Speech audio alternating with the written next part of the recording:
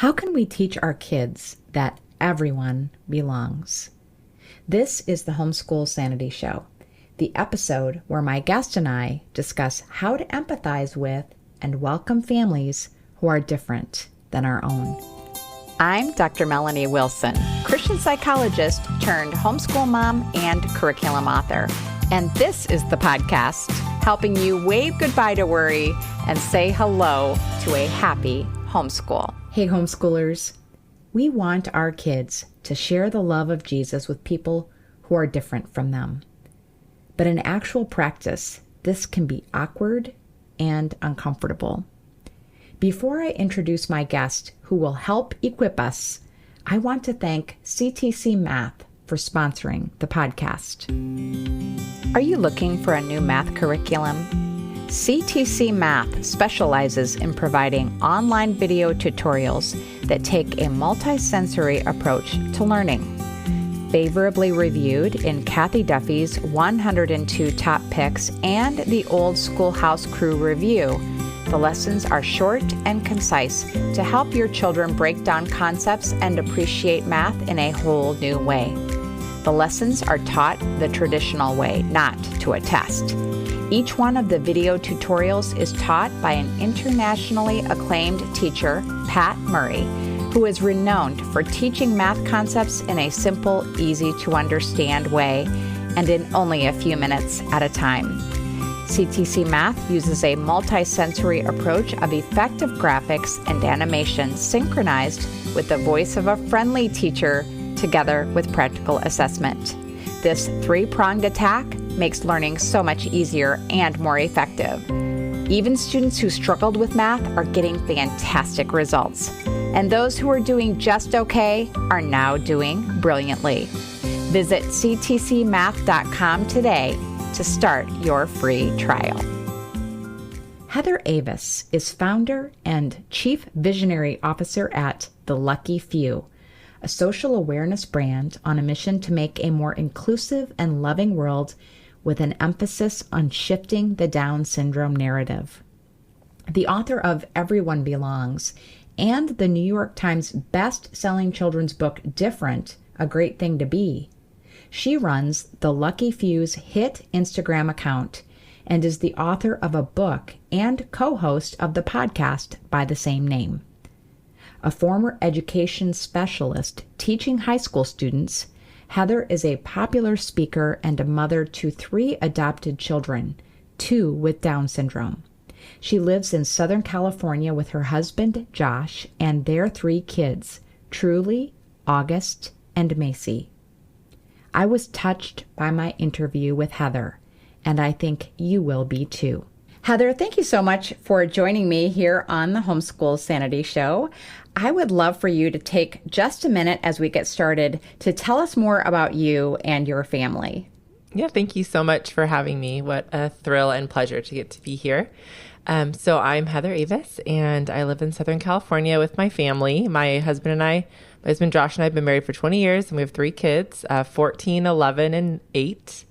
Our oldest, my 14, 11-year-olds are girls. My 8-year-old is a boy. I never know how to explain all the things in order. And my oldest and youngest both have Down syndrome. And my middle daughter is a different ethnicity than her dad and I. All kids came to us through adoption. And we live in Southern California. We run an organization called The Lucky Few. Those of us who have a loved one with Down syndrome are very few and very lucky. That's the sentiment behind the name. And we are an organization that tells the bigger story around Down syndrome in hopes of shifting the Down syndrome narrative. And we do that through podcast. I'm an author. I have 4 published books. I speak at events, and we do Instagram influencing and work with big brands on representation, and do retreats and have a storytelling wing where we archive other people's stories around their loved one with Down syndrome. And that's a bit about me and what we do. Yeah. Well, I love that. That is so neat. And I'm really excited to dig a little bit deeper.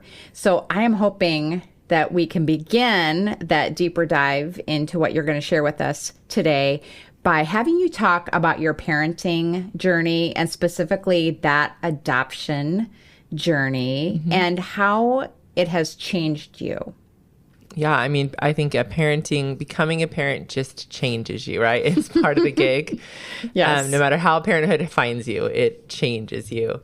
And usually, in my experience, for the better. I got married really young. I was 20 years old. And about 5 years in to our marriage, started deciding that we thought we were ready to have kids, and quickly learned that it wasn't going to happen easily, and then went down the road of infertility. And I have some kind of mysterious, they're not sure what's going on, but that I'm not going to be able to have a child naturally. And that pushed us towards the path of adoption. That was how we decided that that was the next best way to grow our family. And so we pursued a healthy infant through a private agency. This was 14 years ago, actually 15, maybe closer to 16 years ago, actually. And we definitely, I would say that I've changed a lot in my ideas around adoption in the last 16 years, as I would hope we do in life, right? That 16 years later, we have different ideas and thoughts around things. And so I really wanted a healthy infant. And I thought the best way to do that was just a private agency, pay the money and grab my baby and run. Was kind of my idea. And there was other plans for me. And so I learned about a little girl through an email with my social worker, one in which she was just giving me an update. I had asked, like, how are things going with, have people viewed our profile? And I think like word for word at this point, I had memorized it. It's like, your profile has been viewed once. There's 2 babies with Down syndrome who've been placed in the agency. It's always hard to find homes for them, but hang in there. Signed, her name. And as soon as I read that, it was like I wanted to slam my computer down and think, I wish I didn't know that. I now know this thing that I wish I didn't know, because I'm something has happened now in finding that out, that I don't think I can ignore this, and I need to know more. And so that was a lot of conversations. I mean, in a really short amount of time. Adoption is just this, like, it's so much time, and you wait and you wait and you wait, and then you hurry up, and then 24 hours later, like, oh, I've been waiting for you for 2 years, and now I have 24 hours to like get a crib, and here we go. Sometimes that's the case, or not even that long for some families. But our journey, so in a week span, we just decided through prayer and counsel with friends and family and just conversing about it, we're like, let's find out more. And in that process and that time, things shifted, and we learned our daughter was medically fragile, or the girl who would become our daughter, and they weren't even looking at placement because she was so sick. And so then that was that. And we're like, that was weird, like that whole process. And 6 weeks later after that, at that time she was 6 weeks old. And then we had that week, and then 6 weeks later, we got a phone call again that said, that little girl we told you about, we have a better understanding of her health. Would you like to know more? And we would. And so we sat across from a social worker and a nurse and all kinds of people, and learned about this little girl who had Down syndrome and really was a back burner issue. She had a congenital heart defect that was very serious, and a thing called pulmonary hypertension, and was on oxygen and would maybe never be resolved. And she needed open heart surgery for sure, very quickly. Like, whoa, what is this? Like, what are we doing here? It was wild. But and even in that, I didn't have to say yes. So the reason, excuse me, I'm so sorry. Our journey towards saying yes to our daughter was one in which I couldn't say no, and until I knew to say yes. I don't know how else to explain it. It was supernatural and holy, and the thing that we were supposed to do. And it found us, and we did it. We said yes to this little girl, and we brought her home, and now I'm a mom. And if for anyone who's gone through infertility, everyone's journey is different, but I was desperate for that. I mean, I was hurting and raw and empty for years to want that. And that my journey was really hard to that point. And then she comes home and I'm a mom. And so I have this baby, and yeah, she has Down syndrome, but at the end of the day, when I'm putting her in her bed, she's a baby and she's my daughter. And that was enough, And then I think any parent listening would know, as our kids have needs and as they adjust, our capacity expands to meet that. For the most part, there are circumstances for parents where they don't have that kind of capacity, but For the majority of us, it's like people would say to me, oh my gosh, I could never do what you do. And my answer is, of course you can. And you would if you had to. If something happened to your healthy baby right now, you would do exactly what I'm doing to love your child. So of course you can. Of course you could. So I think this is a long answer, but how parenthood has changed me. Macy, our oldest daughter, I call her my game changer because she shifted for me how I pursued things from then on, that I have an expectation for something, I'm going to hold it real loose because there might be something better that I don't even know to expect. So I'm going to hold that real loosely. And then as I'm stepping into this world of hospitals and surgeries and medical and all this, it's like I'm also going to hold time real loosely because we don't have tomorrow. Nobody does. So today's a gift. And I'm going to be grateful for breath in our lungs today. That's what we're looking at today. And granted, as she's gotten healthy, she's totally healthy at 14 and I'm not immersed in those experiences. I can forget, obviously, but I can go back to that thing that changed inside me when I became a mom to Macy. I could go on and on about the ways I've changed, which maybe more will unfold here. I feel like I'm just talking too long. No, not at all. Wow. That's just a beautiful story. And I can tell that you have so much more that you can share. And I love your conclusion because I think it is applicable to all of us that we do have to hold on loosely. And our mental health and our enjoyment, the joy that we have in our everyday will just skyrocket as a result of doing that. Instead of having this idea, no, it has to be this way. If we let go and let God take over, we can have these incredible experiences like what you have had. Not that they're all easy. They're not easy. Right. I'm sure you could tell us a lot about how not easy it is, but it can be redemptive and beautiful. Yeah. Even in that, learning the lesson early on of hard is not always bad. It's just hard.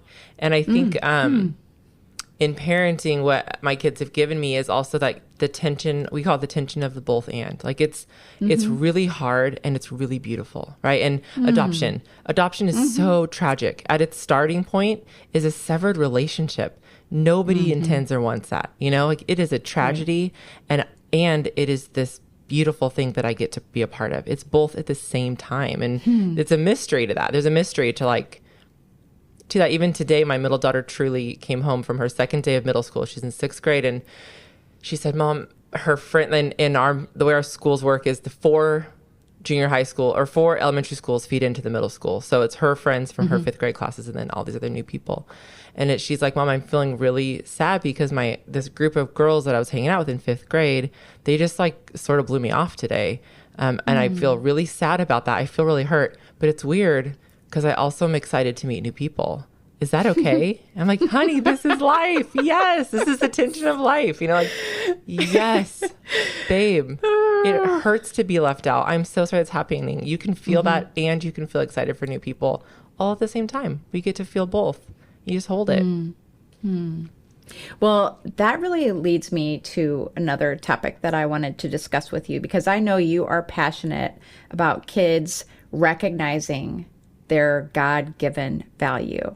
So can you give us some thoughts on how we can do that, how we can reinforce that for our kids? Yeah. I feel like all this will tie back to your first question of how has being a parent changed you? Let's talk about that. That is one of the greatest changes I think in my life is in bringing Mason and Truly and August home, my 3 kids. 3 kids who in their own regards find themselves on the fringes. I always say with my kids with Down syndrome, they're stepping into a world that they have to work twice as hard to be seen as half as much, and their value and worth is constantly in question. And when they step outside our front door. And that includes into churches and religious spaces, faith-based spaces. And I think what has been really amazing is getting to learn that God is so much bigger than I've ever wanted to try to understand, and that there's these ideas about what makes someone best. These ideas that our society and our culture try to tell us that there's a best way to be human. And you can see, or I can, and even like my upbringing in the church and even in the church that I attend now, it's not something we just get away from. We have to really like check it. Does that make sense? Like it's not, we can't just escape it. It's a part of the fabric of our culture, right? It's a part of the fabric of the way that we've been raised. It's the foundation in which every system in place exists, that there's a best way to be human. And I feel like what God says to us is, no, there's not. I mean, even in like this story, the ultimate redemptive story of who did Jesus come for? Every single person, period, full stop. Not if and when, not this and that. Like, no, every single human ever. And so when I can look at it that way, and I can even look in the lens of like disability that way, it's like, wait a second. God created my kids with Down syndrome as an image bearer with Down syndrome. Whoa, that's radical for me, right? And so I think you had said something about places for them to belong. What was your question? I'm so sorry. Went on. Well, yes, I mean, it's all related. We're all good.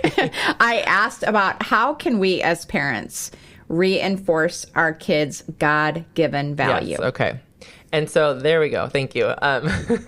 Sometimes I go like in a big circle back to it. But that thing that I think I know how to do that for my kids. And what I do is say to them, exactly who you are right now is enough. You are worthy of love and to be cherished and to take up as much space in this world as you want to. That's it. Period. Full stop. And of course, we're all going to work on becoming a better version of ourselves, right? And of course, there's things within us that we need to work out. But what I know, because of what the Lord has taught me through parenting kids like mine, is you actually don't have to do one more thing to be completely lovable, ever. And that is grace, right? Like that is the grace of the love of God. And yes, I think I would miss it my whole life. If I didn't have my kids, because it's easy to question it about them. Even that idea, like, are they loved as they are? The world would say no, right? There's like there's an otherwise there. And I know that God says yes. So if God says yes about them, then he says yes about me and you and this person over here that I don't really care for, right? Right. And so then I get to, it's like an invitation to seeing the intrinsic value and worth in people because they're created by a good God who loves them deeply. And so those conversations are happening in our home all the time.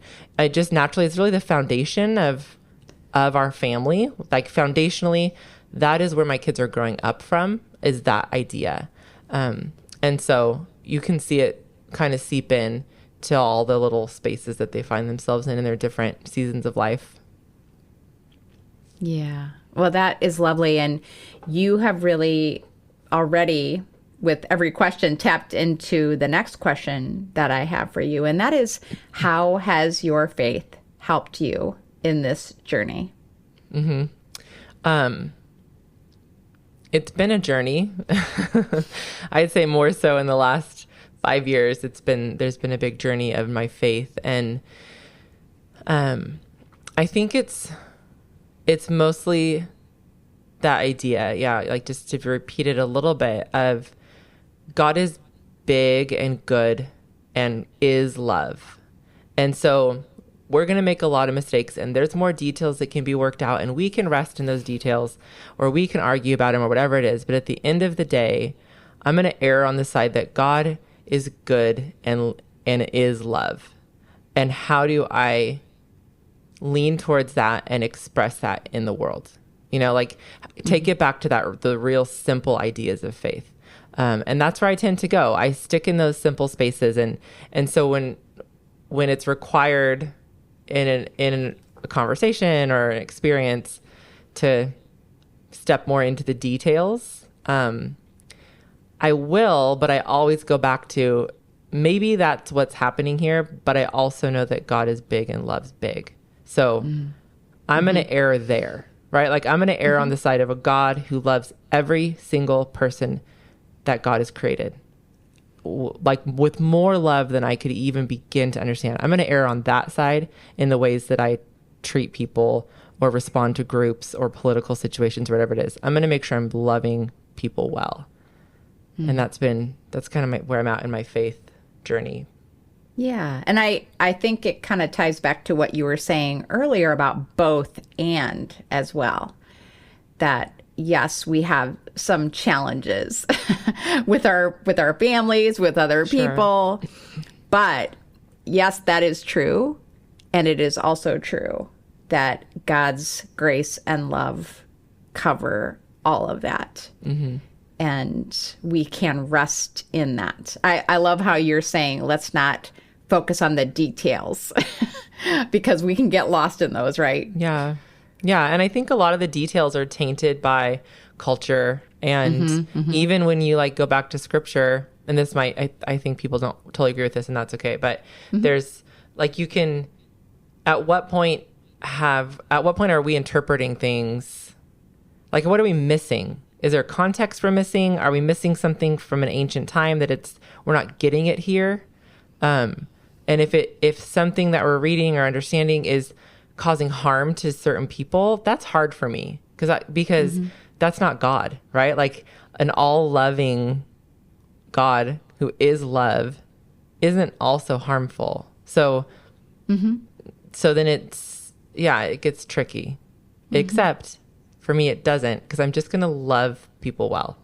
Like I'm going to err there instead of like, not even judgment, instead of like black or white, right or wrong, you know? Yeah. Very good. That's just where I'm at. Yeah. Well, you've already said some things that I feel are helpful in regards to how we can empathize with families that are different than our own.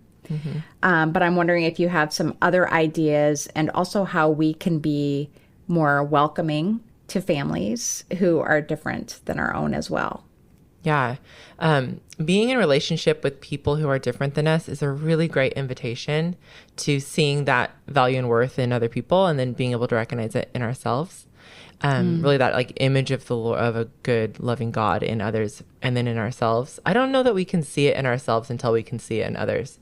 I don't know for sure. I'm really thinking through that one a lot this last year. So I think that any opportunity you have to step towards relationship with someone different than you in any capacity, to step towards that person, to not away from them because you're afraid of who they are, and not away from them because you disagree with who they are. I think when we do that, and we do that with our kids, and we set up barriers between us and other people, it like communicates shame and fear.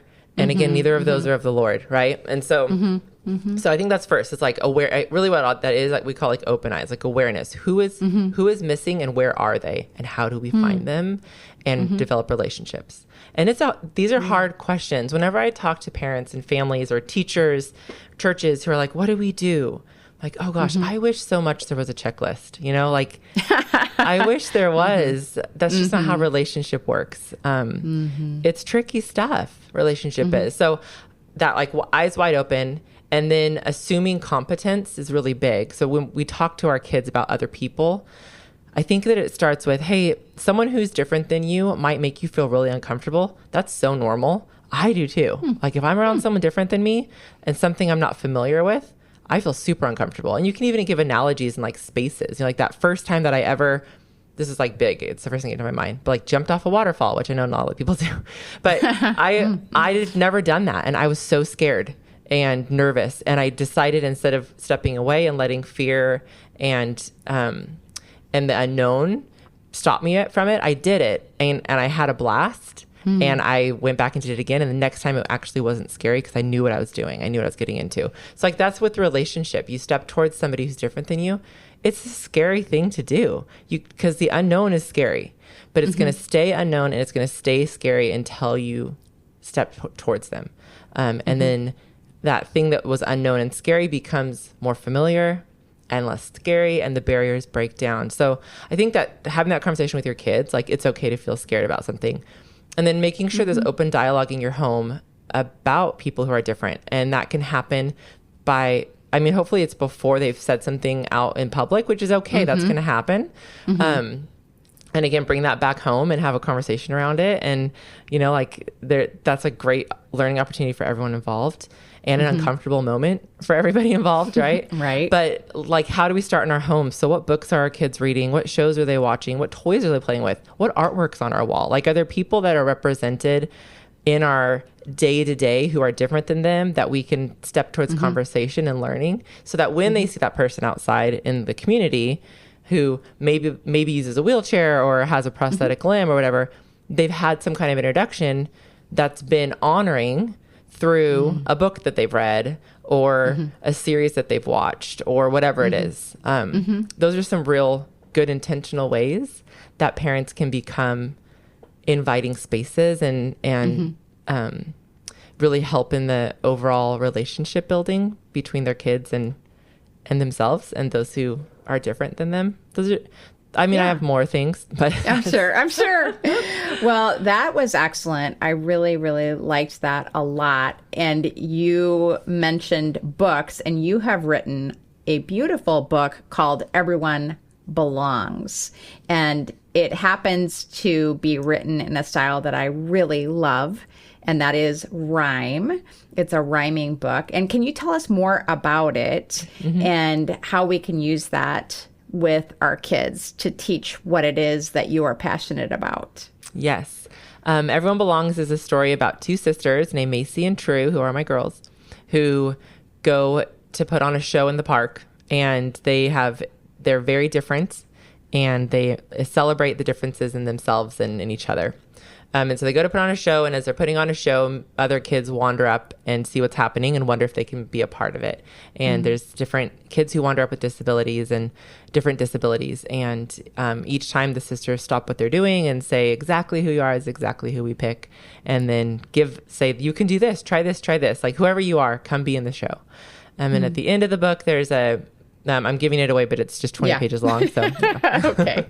At the end of the book, a character named Shep comes in a wheelchair, and they realize that the stage that they're working on doesn't have a ramp. And so then there's all these kids at that point who are working really hard, and the show's almost ready to go. And the sisters have to make a decision, and Truly announces the space is the problem, not the way he gets around. And then they move the show to work for him.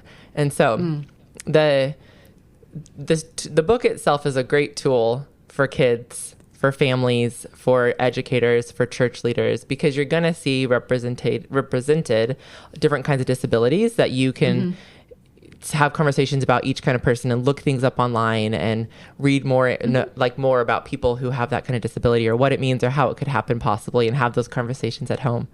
And then it's also a tool of so what can you think of times when this has happened, maybe for you personally, that you felt like that you were a problem because of the way you were, and how did that feel, and how could that have happened differently? Or, hey, can you think of anyone in our community who maybe is a special space for people who are different and have disabilities? I wonder why it's over there and separate. How can we be in the same place as them? Maybe we have to adjust something. Those kind of conversations can happen through this book. There's actually, we have on my website a 12-page printable, totally free, downloadable printable kit that goes along with the book. That is a series of questions that you can, discussion questions, and then all kinds of worksheets that you can do together with your kids that help foster learning and stepping towards belonging. I love that. And my audience will absolutely love that. So can you tell us where is the best place to get the book? You can get it anywhere books are sold, wherever you prefer to buy books. You can go to heatheravis.com/everyonebelongs, and you'll see links to the major booksellers, retailers, and then you also will see the downloadable kit. It's super easy to do. You print as many copies as you want. It's in color, but you can print it. It prints beautifully in black and white.